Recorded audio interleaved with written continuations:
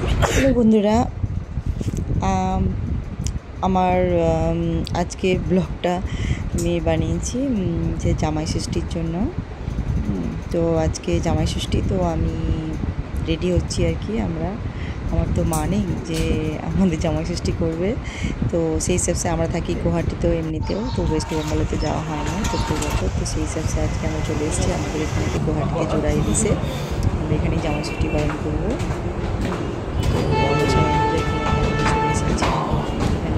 খুব ভালো রেস্টুরেন্ট, এখানে প্রচণ্ড মানে খাওয়া দাওয়া টেস্টি, সব বেঙ্গলি খাবার পাওয়া যায় কলকাতার।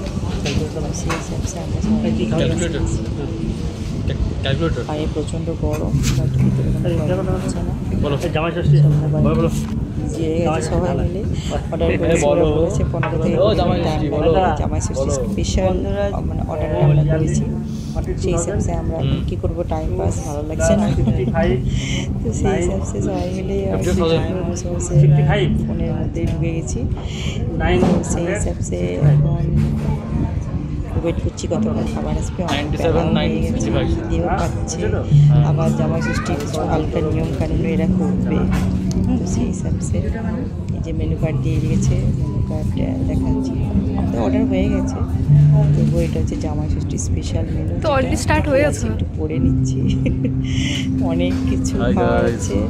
সত্যি খাওয়ার খুব ইচ্ছা করছে যে কখন আসবে আর খাবো আর কি।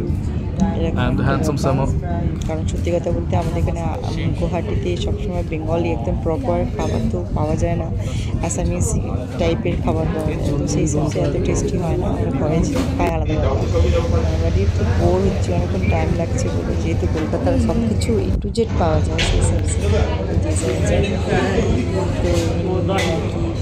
হিসাবে অল্প কিছু হচ্ছেন, যেহেতু ষষ্ঠী ফোনেতেই একদম বিজি, যে নিয়মটা করছে ফোনটা রাখতে পারে না, জবরদস্তি রাখানো হলো।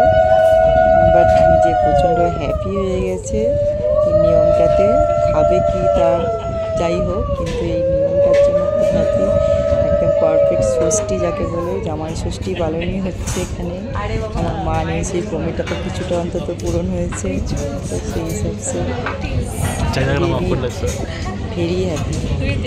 আর খাবারটাও দেখো এসে গেছে, অনেক কিছু আইটেম দিয়েছে, অনেক কিছু। ওকে একাকে ফার্স্ট দিয়ে গেছে, আমাদের আসতে দেরি হবে, তো ওই জন্য ওর খাবারটাই দেখায়। অনেক কিছু পোলাও আছে, হোয়াইট রাইস আছে, ইলিশ আছে, ডাব চিংড়ি, everything. Thank you for watching.